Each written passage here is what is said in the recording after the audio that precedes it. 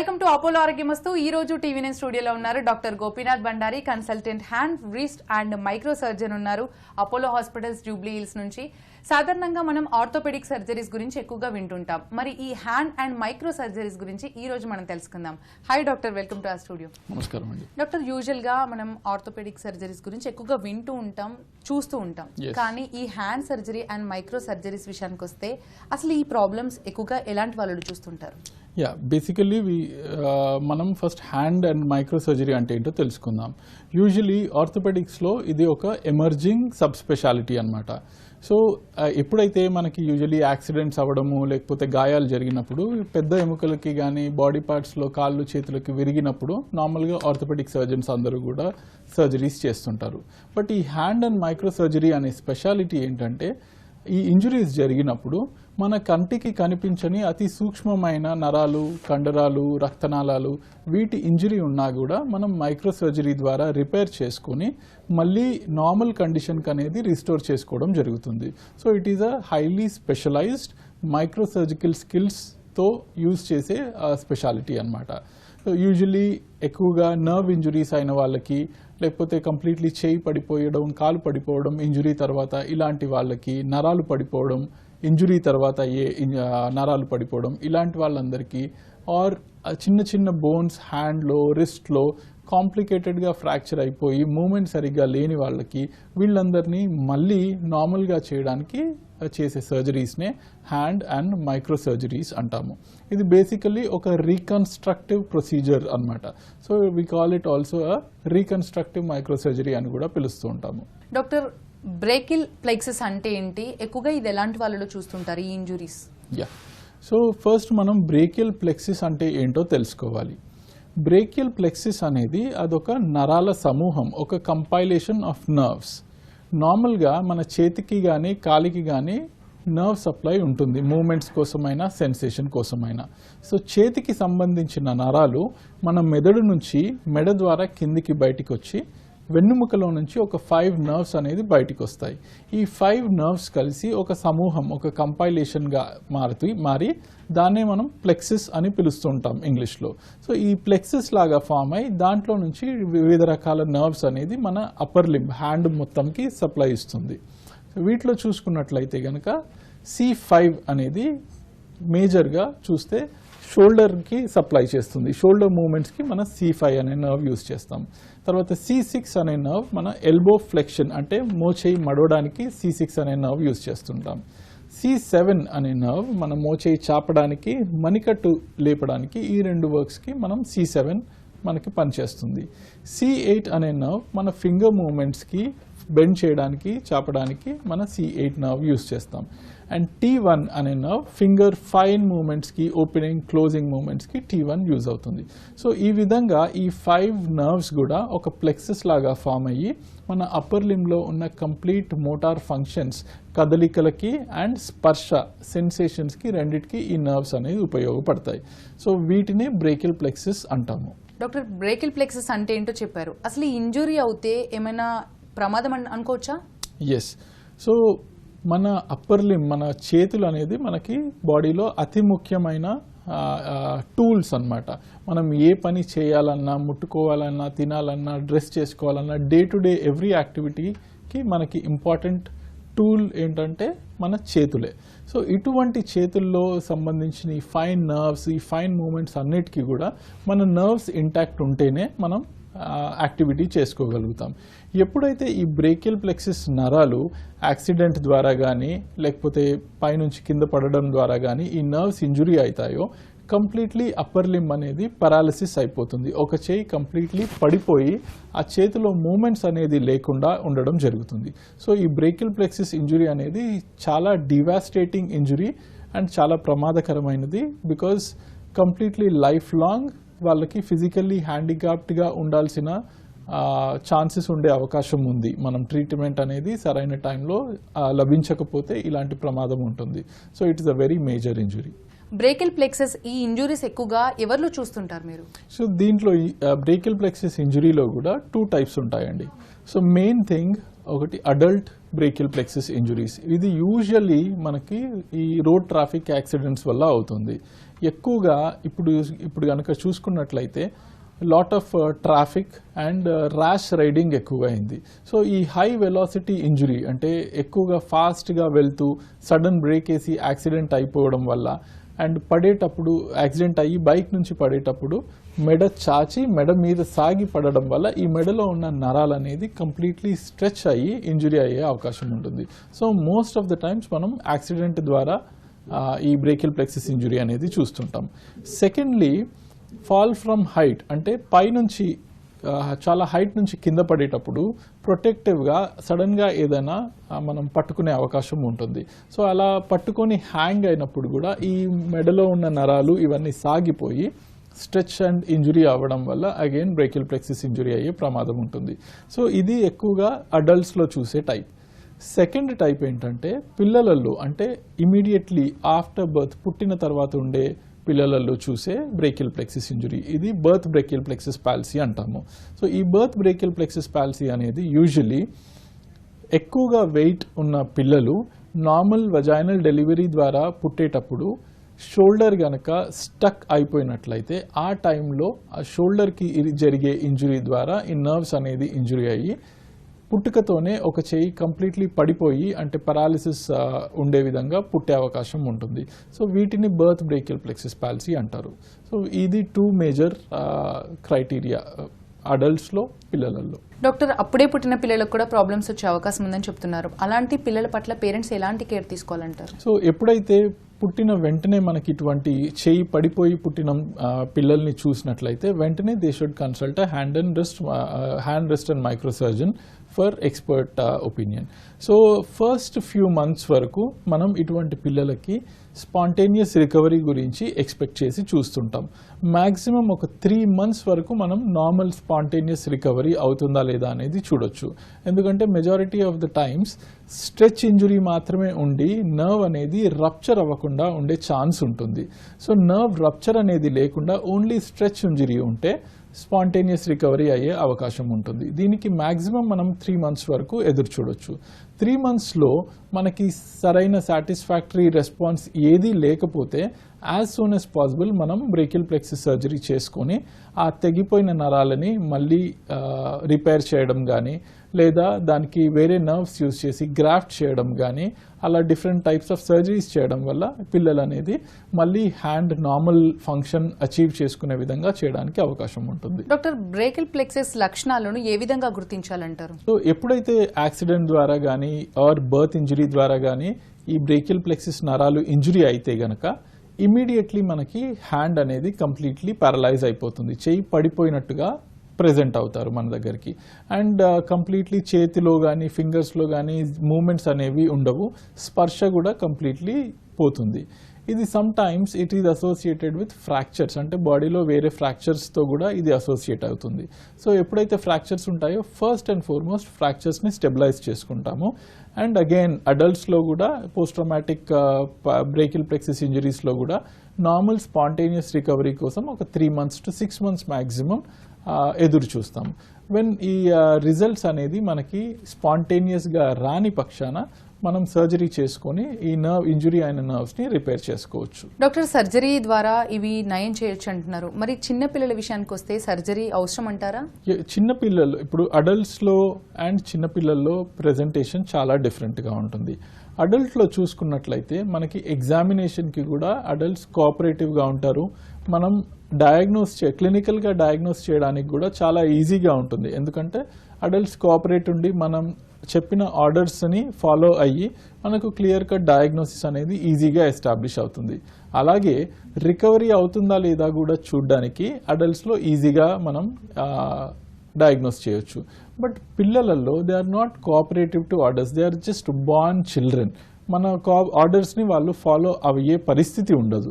So వాళ్ళలో diagnose చేయాలన్నా recovery చూడాలన్నా we need a very expert and experienced person in this field. ఈ brachial ప్లెక్సిస్ రెగ్యులర్గా చూసే వాళ్ళైతేనే డయాగ్నోస్ చేసి ఫాలోఅప్ అనేది చేయగలుగుతారు అనమాట.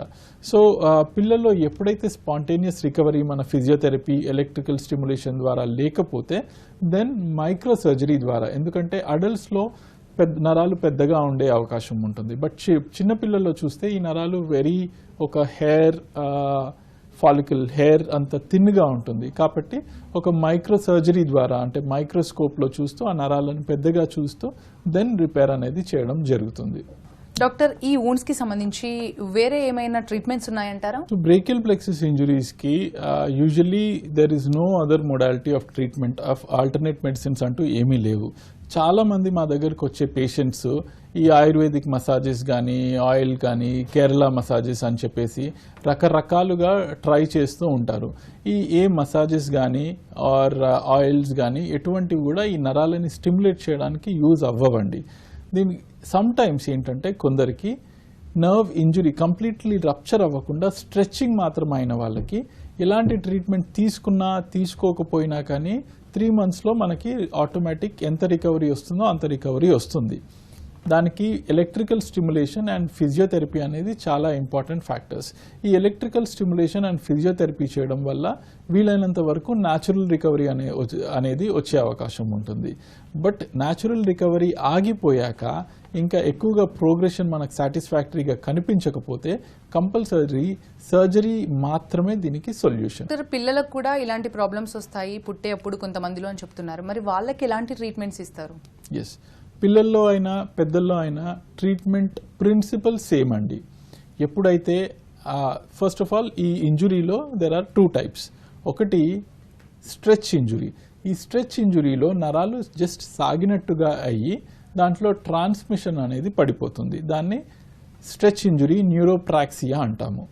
లేదా ఎప్పుడైతే స్ట్రెచ్ ఒక లిమిట్ని దాటి స్ట్రెచ్ అయినప్పుడు ఆ నరం కంప్లీట్లీ కట్ అయ్యే అవకాశం ఉంటుంది. It is called rupture. So ఎప్పుడైతే రప్చర్ అవుతుందో స్పాంటేనియస్ రికవరీ వచ్చే ఛాన్స్ లేదు. ఓన్లీ స్ట్రెచ్ ఇంజురీలో నరం కంటిన్యూస్గా ఉంటుంది కాబట్టి వాళ్ళల్లో మాత్రమే స్పాంటేనియస్ రికవరీ వచ్చే అవకాశం ఉంటుంది. This applies both for adults and kids. ఎవరిలో అయినా ఈ ప్రిన్సిపల్ అనేది సేమ్ అండి. సో అడల్ట్స్లో అయినా కిడ్స్లో అయినా 3 months వరకు ఏదైనా నార్మల్ స్పాంటేనియస్ న్యాచురల్ రికవరీ వస్తుందా అనేది చూస్తాం. So before 3 months no surgery. 3 monthsలో మనకి సైన్స్ ఆఫ్ రికవరీ ఉంటే గనక we can wait and watch. లేదు 3 monthsలో మనకు ఎటువంటి రికవరీ అనేది కంటికి కనిపించట్లేదు అనుకుంటే the earlier the better. As soon as possible surgery చేసుకొని దాన్ని నరాలని మళ్ళీ రీస్టోర్ చేసుకోవడం వల్ల గ్రాడ్యువల్లీ క్రమేణా వాళ్ళకి నర్వ్స్ అనేది ఒక 1 yearలో రికవరీ వచ్చే అవకాశం ఉంటుంది. డాక్టర్, ఆయుర్వేదిక్ ఆయిల్స్ అప్లై చేసి కొంత రిలాక్సేషన్ ఉంది అని చెప్తుంటారు. ఇది నిజంగా వర్క్ అవుతుందంటారా? So majority of the people మా దగ్గరకు వచ్చిన వాళ్ళు ఇవన్నీ ఆల్రెడీ ట్రై చేసి వస్తారు. ఎవరికైతే స్ట్రెచ్ మాత్రమే ఉందో వాళ్ళకి మనం ఆయుర్వేదిక్ ఆయిల్ అప్లై చేసినా ఏ ఆయిల్ అప్లై చేసినా చేయకపోయినా న్యాచురల్ రికవరీ అయ్యే అవకాశం ఉంటుంది. బట్ పేషెంట్స్ ఏంటంటే మేము ఈ ఆయిల్ అప్లై చేశాము కాబట్టి మాకు రికవరీ వచ్చిందేమో అని అట్రిబ్యూట్ చేస్తారు. సో ట్రై చేయడంలో తప్పేం లేదండి, that is not a problem. But oils వల్ల నర్వ్స్ అనేది స్టిమ్యులేట్ అవ్వండి. నర్వ్ని స్టిమ్యులేట్ చేయడానికి ఎలక్ట్రికల్ స్టిమ్యులేషన్ అనేది the perfect method of treatment. So electrical stimulation వల్ల మజిల్స్ కూడా యాక్టివ్గా ఉంటాయి, నర్వ్ కూడా రీజనరేట్ అయ్యే అవకాశం ఉంటుంది. బట్ ఆయిల్స్ అనేది బయట నుంచి మసాజెస్ చేయడం వల్ల మాత్రం ఈ నర్వ్స్ అనేది రికవర్ అయ్యే అవకాశం ఉండదు. బ్రేకిల్ ప్లెక్సెస్ తో బాధపడే వాళ్ళు అసలు ఎప్పుడు మిమ్మల్ని కన్సల్ట్ అవ్వాలంటారు డాక్టర్? ఎందుకంటే మా బాబు పుట్టి 10 years అవుతుందండి, ఇప్పటికీ అలాగే ఉంది, మరి ఇప్పుడు మేము ట్రీట్మెంట్ తీసుకోవచ్చా అని చాలా మందిలో అపోహలు ఉంటాయి. ఇలాంటి వాళ్ళకి మీరు ఇచ్చే క్లారిఫికేషన్ ఏంటి? అగైన్ అడల్ట్స్ కి ఒకలాగా అండ్ చిల్డ్రన్ కి ఒకటి ఉంటుందండి. ఎప్పుడైతే బ్రేకిల్ ప్లెక్సిస్ ఇంజురీ మీకు డయాగ్నోస్ అయిందో ఫస్ట్ తొందరపడద్దు. ఇమీడియట్లీ ఒక హ్యాండ్ సర్జన్ని మాత్రమే కన్సల్ట్ అవ్వండి. ఎంఆర్ఐ కానీ ఎన్సివి కానీ మనకి ఇంజురీ తర్వాత 6 weeks అంటే నెలన్నర తర్వాత చేపిస్తేనే మనకి డయాగ్నోసిస్ అనేది క్లియర్గా ఉంటుంది. మనం యాక్సిడెంట్ తర్వాత ఇమీడియట్లీ ఎంఆర్ఐ స్కానింగ్ కానీ నర్వ్ కండక్షన్ స్టడీ కానీ చేస్తే మనకి డయాగ్నోసిస్ అనేది ప్రాపర్గా ఉండదు. ఎందుకంటే ఇంజురీ జరిగిన స్థలంలో హెమటోమా, బ్లడ్ క్లాట్స్ ఇలాంటివి ఉండడం వల్ల మన విజన్ అనేది ఎంఆర్ఐలో బ్లాక్ అయిపోతుంది. అండ్ మనకి నరాల స్టేటస్ అనేది క్లియర్గా తెలియదు. సో తొందరపడి టెస్టింగ్ చేయించుకోవడం కూడా దీనికి మంచిది కాదు. మా దగ్గరికి వస్తే రెగ్యులర్లీ 6 వీక్స్ వరకు ఫిజియోథెరపీ ఇనిషియేట్ చేసి 6 వీక్స్ తర్వాత వీళ్ళకి ఎంఆర్ఐ అనేది చేయడం జరుగుతుంది. అండ్ ఆఫ్టర్ 6 వీక్స్ కూడా మన ఫిజియోథెరపీ అంతా కంటిన్యూ చేసి టోటల్ 3 మంత్స్ వరకు నార్మల్ రికవరీ గురించి అబ్జర్వ్ చేస్తాం. నార్మల్గా రికవరీ వచ్చినట్లయితే వీళ్ళకి ఎటువంటి సర్జరీ అవసరం లేదు. ఎవరికైతే నార్మల్గా రికవరీ లేదో వాళ్ళకి మాత్రమే మనం సర్జరీ అనేది ప్లాన్ చేసుకుంటాం. సర్జరీలు కూడా డిఫరెంట్ టైప్స్ ఉంటాయి. ప్రైమరీగా వచ్చేస్తే మనం ఇంజురీ అయిన నర్వ్, కట్ అయిన నర్వ్ని డైరెక్ట్ 2 ends మైక్రో సర్జరీ ద్వారా రిపేర్ చేయడం అనేది జరుగుతుంది. కొందరు తెలియక డిలేడ్గా వచ్చే అవకాశాలు ఉంటుంది. ఈ డిలేడ్గా వచ్చిన వాళ్ళల్లో మనం డైరెక్ట్ రిపేర్ అనేది సాధ్యం అవ్వదు. వాళ్ళకి కాలి నుంచి కానీ వేరే చేతి నుంచి కానీ ఎక్స్ట్రా మనకి వేరే నర్వ్స్ ఉంటాయి, అంటే ఎక్స్పాండబుల్ నర్వ్స్ అంటాము, అది యూజ్లెస్గా ఉంటాయి. వాటిని తీసుకొని మనం మనకు అవసరం ఉన్న చోట నర్వ్ గ్రాఫ్టింగ్ అనేది చేసుకోవచ్చు. And third modality of treatment ఏంటంటే నర్వ్ ట్రాన్స్ఫర్. అంటే మనకి ఎక్కువగా ఫంక్షన్ అవసరం లేనటువంటి కొన్ని నర్వ్స్ని మనం మనకి ఫంక్షన్ కావాల్సిన నర్వ్కి ట్రాన్స్ఫర్ చేసుకోవడం వల్ల ఒక ఫంక్షనల్ రికవరీ అనేది వచ్చే అవకాశం ఉంటుంది. So these are the prime methods. And మీరు అడిగినట్లుగా లేట్ ప్రెజెంటేషన్స్, అంటే ఎప్పుడో ఇంజురీ 10 years బ్యాక్ అయింది, మాకు అప్పుడు ఈ ట్రీట్మెంట్ గురించి తెలియక మేము రాలేదు, ఇప్పుడు మాకు చేసే అవకాశం ఏమన్నా ఉందా అనేది ఇది మేము రెగ్యులర్గా చూసే క్వశ్చన్. సో అలాంటి వాళ్ళకు కూడా ఈ నర్వ్ ట్రాన్స్ఫర్స్ కానీ నర్వ్ సర్జరీ అనేది చేయడానికి వీలు పడదు. వాళ్ళకి సెకండరీ ప్రొసీజర్స్ అంటే బోన్ ప్రొసీజర్స్ కానీ joint procedures or muscle transfers కానీ చేసుకుంటాం. For example free functioning muscle transfer అంటే మన కాలి తొడలో నుంచి ఒక మజిల్ని మైక్రో సర్జరీ ద్వారా దాని నర్వ్ అటాచ్మెంట్ అండ్ వెజిల్ అటాచ్మెంట్తో పాటు తీసుకొని దాన్ని మనకి చేతిలో ఎక్కడైతే మనకు ఏ ఫంక్షన్ అయితే మనం టార్గెట్ చేస్తున్నామో అటువంటి ఫంక్షన్కి మనం ఆ మజిల్ అనేది ట్రాన్స్ఫర్ చేస్తాం. సో తొడ నుంచి ఆ మజిల్ని కంప్లీట్లీ హ్యాండ్లో ప్లేస్ చేస్తాం అన్నమాట. So this is a free functioning muscle transfer. So ఇలాంటి సర్జరీస్. అండ్ పిల్లల్లో లేట్ ప్రెజెంటేషన్ వల్ల కాంట్రాక్చర్స్ అవ్వడం, చెయ్యి వంకర్ అవ్వడము, లేకపోతే డిఫికల్టీ మూమెంట్స్ ఇవన్నీ ఉంటాయన్నమాట. వాళ్ళకు కూడా కొన్ని tendon procedures or joint procedures ద్వారా కరెక్ట్ చేసే అవకాశం ఉంది. డాక్టర్, కొంతమంది పిల్లల్లో చూస్తే ఇలాంటి ప్రాబ్లమ్స్ వచ్చినప్పటికీ పేరెంట్స్కి ఎక్కువగా నాలెడ్జ్ లేక దీనిపై ఎక్కువ అవగాహన లేక నెగ్లెక్ట్ చేస్తూ ఉంటారు. అది ఎంతవరకు సివియారిటీ ఉండొచ్చు అంటారు? Yeah, so neglected brachial plexus injuries మాకు చాలా కామన్. ఎప్పుడు అంటే ఆల్మోస్ట్ ఒక 5-6 years తర్వాత ఎప్పుడైతే పిల్లలు కంప్లీట్లీ స్కూల్కి వెళ్ళడం స్టార్ట్ అవుతారు అండ్ ఆ స్కూల్ ఏజ్లో ఏంటంటే పక్కన పియర్ ప్రెషర్ తోటి పిల్లలు చేయి సరిగా లేదనో వంకరగా ఉందనో వెక్కిరించడం స్టార్ట్ అవుతుందో అప్పుడు ఆ పిల్లల ప్రెషర్ వల్ల పేరెంట్స్ అనేది రియలైజ్ అయ్యి అప్పుడు ట్రీట్మెంట్కి అనేది రావడం జరుగుతుంది. ఇలాంటి పిల్లలలో కూడా డిఫరెంట్ మొడాలిటీస్, ఒకటి బోటాక్స్ ఇంజెక్షన్స్ ద్వారా కానీ లేదా మజిల్ కరెక్షన్ ప్రొసీజర్స్ ద్వారా కానీ టెండన్ ట్రాన్స్ఫర్స్ ద్వారా కానీ ఈ పిల్లల్ని సరిగా చేసే అవకాశం ఉంటుంది. బ్రేకియల్ ప్లెక్సస్ ఇంజురీస్లో టైప్స్ ఏమైనా ఉన్నాయా డాక్టర్? ఎస్, ఇది చాలా ఇంపార్టెంట్ క్వశ్చన్ అండి. సో బ్రేకియల్ ప్లెక్సస్ అనే ఈ 5 nerves కంపైలేషన్లో యాక్సిడెంట్ జరిగినప్పుడల్లా అన్ని నర్వ్స్ ఒకేలాగా ఇంజూర్ అవ్వాలని గ్యారంటీ ఏమి ఉండదండి. సో ఒక్కొక్క పర్సన్కి డిపెండింగ్ ఆన్ ద వెలాసిటీ, అంటే ఎంత సివియర్గా యాక్సిడెంట్ జరిగింది ఆర్ ఎంత లైట్గా యాక్సిడెంట్ జరిగింది అనే దాన్ని బట్టి డిఫరెంట్ ప్రెజెంటేషన్స్ ఉండొచ్చు. మోస్ట్ కామన్గా ఇప్పుడు మనం కనుక చూసినట్లయితే కంప్లీట్ బ్రేకియల్ ప్లెక్సిస్ పాల్సీ, దీన్నే పాన్ ప్లెక్సిస్ పాల్సీ అంటాం. దీంట్లో కంప్లీట్లీ 5 nervesలో 5 nerves ఇంజురీ అవుతాయి. And second most common injury ఏంటంటే పార్షియల్ ప్లెక్సిస్ ఇంజురీ. పార్షియల్ ప్లెక్సిస్ అంటే ఈ 5లో 2 కానీ 3 కానీ నర్వ్స్ అనేది ఇన్వాల్వ్ అయ్యే ఛాన్స్ ఉంటుంది. ఎక్కువగా అప్పర్ ప్లెక్సిస్ పాల్సీ అంటే C5, C6 ఈ 2 nerves ఎక్కువగా ఇన్వాల్వ్ అవుతుంటాయి. అండ్ C7 కూడా కొందరిలో C5, C6, C7 ఈ 3 nerves ఇన్వాల్వ్ అయిన వాళ్ళని అప్పర్ ఎక్స్టెండెడ్ బ్రేకియల్ ప్లెక్సిస్ పాల్సీ అంటాము. అండ్ చాలా అరుదుగా మనం చూసేది ఎటువంటిది అయితే C8 అండ్ T1 ఇది లోవర్ ప్లెక్సిస్ పాల్సీ. ఇవి అడల్ట్స్లో చూసే డిఫరెంట్ టైప్స్. అలాగే పుట్టిన పిల్లల్లో కూడా మనం చూసే బ్రేకియల్ ప్లెక్సిస్లో 2 టైప్స్ ఉంటాయండి. వాటినే మనం కామన్ లాంగ్వేజ్లో ఎర్బ్స్ పాల్సీ అని కానీ క్లంప్స్కీస్ పాల్సీ అని కానీ అంటూ ఉంటాము. డాక్టర్, సర్జరీ అనగానే చాలా మంది వెంటనే రిజల్ట్స్ ఎక్స్పెక్ట్ చేస్తూ ఉంటారు. మరి ఇది నిజంగానే ఉంటుందంటారా వెంటనే? లేదండి. యూజువల్లీ ఫర్ ఎగ్జాంపుల్ ఒక లిగమెంట్ ఇంజరీ కానీ లేకపోతే టోటల్ నీ రీప్లేస్మెంట్, మోకాలి మార్పిడి సర్జరీ కానీ ఇలాంటి సర్జరీస్లో ఇమీడియట్లీ అంటే సర్జరీ అయిన మరుదినమే నడిపించడము అండ్ ఇమీడియట్ రిజల్ట్స్ అనేది మనకు కనిపిస్తూ ఉంటాయి. బట్ బ్రేకియల్ ప్లెక్సిస్ ఇంజరీ అలా కాదండి. బ్రేకియల్ ప్లెక్సిస్ ఇంజరీలో మనం సర్జరీ చేశాక నార్మల్ రికవరీ అనేది రావడానికి it will take up to 1.5 year time. ఎందుకంటే మనం నర్వ్ రిపేర్ చేశాక నర్వ్ అనేది దానంతట అదే గ్రో అవుతూ రావాలండి. So normal according to studies nerve growth is 1 mm per day. So ఒక్క డే ఓన్లీ 1 mm అనేది నర్వ్ గ్రోత్ ఉంటుంది. సో మనం మెడలో చేసిన రిపేర్ మన చేతి ద్వాకా రావడానికి it will take up to 1.5 year time అండి. And 18 months is the time frame required for the muscles to get active. 18 monthsలో మనం ఈ సర్జరీ నర్వ్ రిపేర్ అయ్యి మజిల్స్కి రీచ్ అవ్వని పక్షాన మజిల్స్ అనేది రికవర్ అవ్వవండి. వాళ్ళకి నర్వ్ రిపేర్ అనేది చేయలేము. వేరే డిఫరెంట్ మజిల్ ట్రాన్స్ఫర్స్ కానీ టెండన్ ట్రాన్స్ఫర్స్ కానీ చేసుకోవాల్సిన అవసరం ఉంటుంది. సో యూజువల్లీ ఆఫ్టర్ సర్జరీ ఎర్లీగా సర్జరీ చేస్తే ఒక 1.5 year అనేది మనకి టైం పట్టే ఛాన్స్ ఉంది. డాక్టర్, బ్రేకియల్ ప్లెక్సిస్ గురించి చాలా డీటెయిల్గా తెలుసుకున్నాం. మరి మీరు ఇంకెలాంటి హ్యాండ్ సర్జరీస్ చేస్తారు? సో హ్యాండ్ ఆర్ రిస్ట్లో అయినటువంటి ఎటువంటి ఇంజురీసే కానీ ఆర్ ఇప్పుడు ఈ మాన్సూన్ సీజన్లో ఎక్కువగా చూస్తుంటాం హెవీ విండ్స్ వల్ల పిల్లలు డోర్లో చేయి పెట్టి డోర్స్లో ఫింగర్స్ క్రష్ అవ్వడము, గేట్లో ఫింగర్స్ పడి ఫింగర్స్ క్రష్ అవ్వడము, లేదా ఇంట్లో ఇప్పుడు లాక్డౌన్ వల్ల ఉండి బైక్స్ మనం క్లీన్ చేసుకుంటామని చెప్పేసి బైక్ చైన్లో ఫింగర్ పెట్టేసి యంగ్ అడల్ట్స్ ఫింగర్స్ అన్ని క్రష్ అయ్యి ఇలాంటి సర్జరీస్ అన్ని మేము డీల్ చేస్తామండి.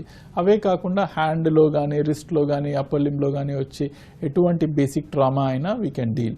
అండ్ రిస్ట్లో సంబంధించి కీ హోల్ సర్జరీస్, రిస్ట్లో లిగమెంట్ ఇంజరీస్ ఎస్పెషలీ బాస్కెట్బాల్ కానీ or badminton players, cricket players ఈ రిస్ట్కి సంబంధించిన లిగమెంట్స్ అనేది ఇంజురీ అయ్యే అవకాశం ఉంటుంది.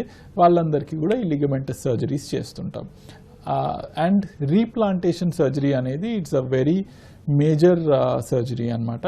సో ఎప్పుడైతే యాక్సిడెంట్స్ కానీ ఇండస్ట్రియల్ ఇంజరీస్లో కానీ మన బాడీలో ఒక పార్ట్ యాంప్యూటేట్ అయిపోయినప్పుడు అంటే మన చేయి కానీ కాలు కానీ కంప్లీట్లీ తెగి పడిపోయినప్పుడు అటువంటి బాడీ పార్ట్ని మనం సరిగా ప్రిజర్వ్ చేసి వితిన్ 4 to 6 hours హాస్పిటల్కి మన దగ్గరికి తీసుకొని రాగలిగినట్లయితే దాన్ని మైక్రో సర్జరీ ద్వారా మళ్ళీ బాడీకి అటాచ్ చేసి మళ్ళీ నార్మల్ ఫంక్షన్ని రీస్టోర్ చేసుకునే కెపాసిటీ ఉంది బై రీప్లాంటేషన్ సర్జరీ. యూజువల్లీ ఈ అవేర్నెస్ లేని వాళ్ళు ఏంటంటే ఒకసారి బాడీలో నుంచి ఒక పార్ట్ తెగి పడిపోయింది, యాంప్యుటేషన్ అయిపోయింది అంటే కామన్ మెంటాలిటీ ఏంటంటే ఆ బాడీ పార్ట్ పనికిరాదని డైరెక్ట్లీ దాన్ని డస్ట్బిన్లో పడేయడం జరుగుతుంది. సో ఇలా చేయకుండా ఈ అవేర్నెస్ అనేది అందరి ప్రజలకి వస్తే యాంప్యుటేట్ అయిన ప్రతి బాడీ పార్ట్ని సరిగ్గా ప్రిజర్వ్ చేసి అంటే యాంప్యుటేట్ అయిన బాడీ పార్ట్ని ఒక కవర్లో పెట్టి ఆ కవర్ని ఐస్ ప్యాక్లో పెట్టి వితిన్ 4 to 6 hours హాస్పిటల్కి రీచ్ అవుతే మనం ఆ బాడీ పార్ట్ని మళ్ళీ బాడీకి అటాచ్ చేసి సివియర్ డిసబిలిటీ ఏమీ లేకుండా నార్మల్ ఫంక్షన్ని అచీవ్ చేసుకునేలాగా చేయొచ్చు. So this is called replantation surgery.